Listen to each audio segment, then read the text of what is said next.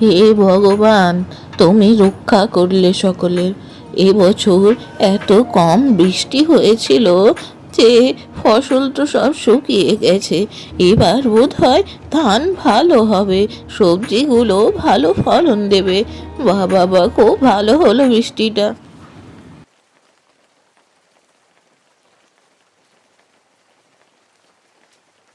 বৌমা, আমার দিদি ভাই কোথায়? তাকে তো সকাল থেকে দেখতে পাচ্ছি না। ঘুম থেকে উঠে থেকেই তো নেই। ওর কথা আর বলবেন না মা। কারোর কথা কি শোনে নাকি? বৃষ্টি হলেই তো বাইরে বেরোতে হবে তাকে। তার নাকি বৃষ্টিতে ভিজতে ভীষণ ভালো লাগে। যা বলেছ, ছোট থেকেই তো মেয়েটা একটু বৃষ্টিতে ভিজতে ভালোবাসে, বৃষ্টি হতে না হতেই। হ্যাঁ, ওই বৃষ্টিতে ভিজবে, তারপরে জ্বর সর্দি কাশি বাঁধিয়ে ঘরে বসে থাকবে। তার বিছানা থেকে উঠতেও পারবে না। এই চলতে থাকে প্রত্যেকবার। তো বৃষ্টিতে সকালবেলা গেছে পুকুর পাড়ে তার বান্ধবীর সাথে জল ভরতে। তুমি অত চিন্তা করো না বৌমা, ও ঠিক চলে আসবে। মেয়েটা একটু বৃষ্টিতে পছন্দ করে, দেখো একটু পরেই ঠিক চলে আসবে।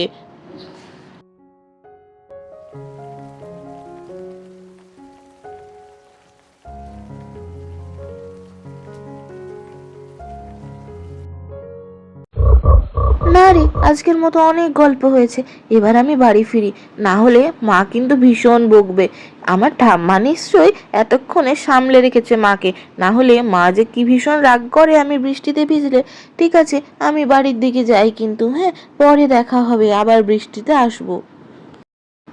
সেই কোন সকালে বেরিয়েছে বলো না, এখনো আসার নাম নেই। মেঘের অবস্থাও তো খারাপ হয়ে চলেছে, এই বৃষ্টি তো বেড়ে চলেছে। কখন যে আসবে মেয়েটা, আজ এলে খুব ভালোভাবে বকবো, না হলে এ মেয়ে তো কথা শুনছে না দেখছি আমার।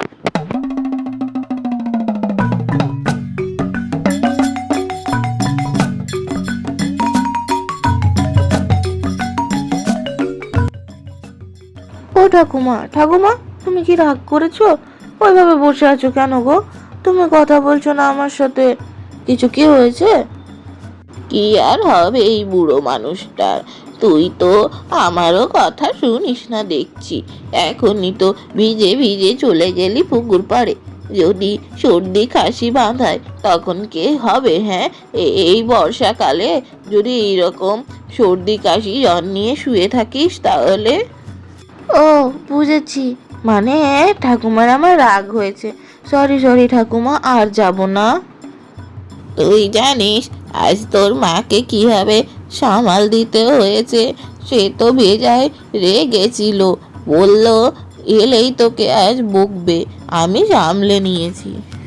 তার জন্যই তো তুমি আমার কাছে সব থেকে প্রিয় ঠাকুমা।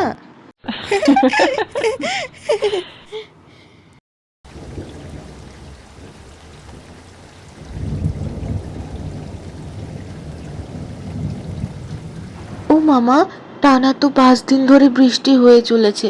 সবারই বাড়িতে পিকনিক হচ্ছে, আমাদের বাড়িতে করবে না? একটা ছোট্ট খাট্ট পিকনিক করলে ভালো হয় তো মা, বলো? এই বৃষ্টিতে গরম গরম খিচুড়ি, তার সাথে পিকনিক, কি যে ভালো লাগবে। বর্ষাকালে একটা পিকনিক তো প্রয়োজন, বলো? সে তো আমি সবই বুঝেছি, কিন্তু এই বৃষ্টিতে চারিদিকে জল জমে আছে, কোথায় পিকনিক করবি বলতো? আরে বৌমা, তোমার ওই আম বাড়ির কথা মনে আছে? আমাদের ওই জমিখানা যেখানে জল জমে না, সেখানে করলে তো বেশ ভালো হয়, সকলে মিলে মজা হবে। হ্যাঁ মা, ঠিক বলেছেন তো। আমবাড়িতে কিন্তু জল জমে না, জমিটা অনেক উঁচুতে। তাহলে ওখানে পিকনিক করলে মন্দ হয় না। এমনিতেও 5 দিন ধরে বৃষ্টি হচ্ছে, বেশ ভালোই হবে। তাছাড়া এই বৃষ্টিতে একটু গরম গরম খিচুড়ি না হলে কি মানায় নাকি? তাহলে হ্যাঁ হ্যাঁ, কালকেই পিকনিকটা হবে। তো ফাইনালি আমাদের বাড়িতেও পিকনিক হচ্ছে এই বর্ষাকালে, ভীষণ মজা হবে। আর তার সাথে হবে গরম গরম খিচুড়ি, আর বানানো হবে বেগুনি। আর মা, পাঁপড় ভাজা কিন্তু রাখতে হবে, ভীষণ ভালো লাগে। ঠিক আছে, আর হ্যাঁ, আমার ওই বান্ধবীও আসবে কিন্তু। এই বৃষ্টির দিনে কচি পাঁঠার মাংসটা আমার বেশ ভালোই বিক্রি হলো।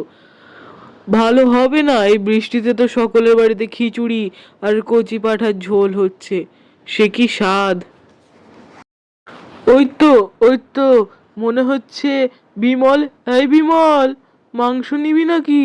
আজকে বেশ বেশ কচি পাঁঠা রয়েছে রে। সকাল থেকে 20 কেজি খাসির মাংস অলরেডি বিক্রি হয়ে গেছে, তুই নিবি তো বল, বেশ ভালো আছে আজকে।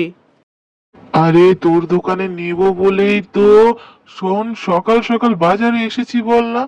আরে আজকে আমাদের তো বাড়িতে ঠিক হয়েছে পিকনিক হবে, আমার মেয়েটার বায়না ধরেছে। সেই ভাবলাম যখন খিচুড়ি হচ্ছে না হয় একটু পাঁঠার মাংস নিয়ে আসি। আর তোর দোকানে পাঁঠার মাংস তো অসাধারণ, সে নিয়ে আলাদা করে বলতে হবে না কিছু। আমাদের খুকি মাংস খেতে চেয়েছে, যা যা নিয়ে যা বিমল, আজকে বেশ ভালো, আর আজকে একটু দরটাও কম রয়েছে। ও তাই নাকি? তাহলে আমাকেও দিয়ে দে।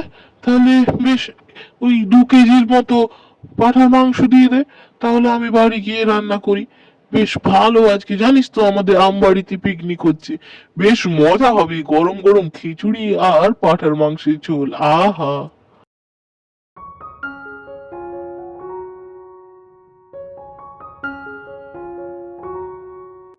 ও মা, গরম গরম বেগুনিগুলো কখন ভাজবে? আমার তো খিদে পাচ্ছে। এই আম বাড়িতে আম গাছের ছায়ায় পিকনিক করার মজাই আলাদা, বলো মা।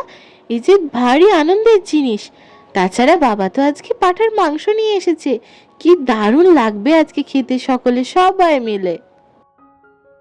দেখেছেন মা, মেয়েটা কেমন অধৈর্য হয়েছে। এই তো রান্না চাপালাম, তার মধ্যেই নাকি তার খিদে পেয়েছে। কি আর বলবো, তবে খিচুড়ির গন্ধটা তো বেশ ভালো বেরিয়েছে, বেশ ভালোই মনে হচ্ছে হবে। তাড়াতাড়ি আমি বরং এই পাঁঠার মাংসটা রান্না করে দিই। জানিস দিদি ভাই, এই বাড়িখানা আমার বড্ড শখের রে। যখন বিয়ে করে এই বাড়িতে এসেছিলাম তখন তো আর পাকা দালান ছিল না রে, তখন এই ছোট্ট কুড়ে ঘরেই যেন আমার স্বর্গ ছিল। কি বলো ঠাকুমা, এখানে তুমি থাকতে? কিভাবে থাকতে? এ তো মাটির বাড়ি, চারিদিকে তো মনে হচ্ছে যেন একটু জোরে হাওয়া দিলে এই মাটির বাড়ি ভেঙে পড়বে। এখানে কি করে তুমি দিন কাটিয়েছো ঠাকুমা? এখানে তো কত অসুবিধা হবে তোমার থাকতে, তাই না? আরে পাগল মেয়ে, এখানেই যে স্বর্গ ছিল আমার। কি ভালো বাড়ি, মাটির বাড়ি, মাটির বাড়ির সামনে আমের এক বাগান, সেই আম গাছ এখনো রয়ে গেছে। যতই পাকা বাড়ি যাই না কেন, এই বাড়িতেই মন রয়েছে। আর এই মাটির ঘরে দোতলা দালানের থেকে অনেক সুখ রে। এই সুখ বলে বোঝাবার নয়। ঠান্ডা বাতাস, আহা, এ তো দোতলার ঘরের থেকেও অনেক ঠান্ডা রে। পারলে এখানে একদিন থেকে দেখিস। তাই নাকি? তাহলে এই বাড়িতে একদিন আমরা সকলে এসে থাকবো। এই মাটির বাড়িতে থেকে কি আনন্দ আমিও উপভোগ করব। ঠাম্মা, খিচুড়ি তো হয়েই গেল, তাহলে দাও এবার সকলে মিলে একসাথে গরম গরম খিচুড়িটা খেয়ে নিই, নাহলে আবার যদি বৃষ্টি থেমে যায় তাহলে তো ভালো লাগবে না।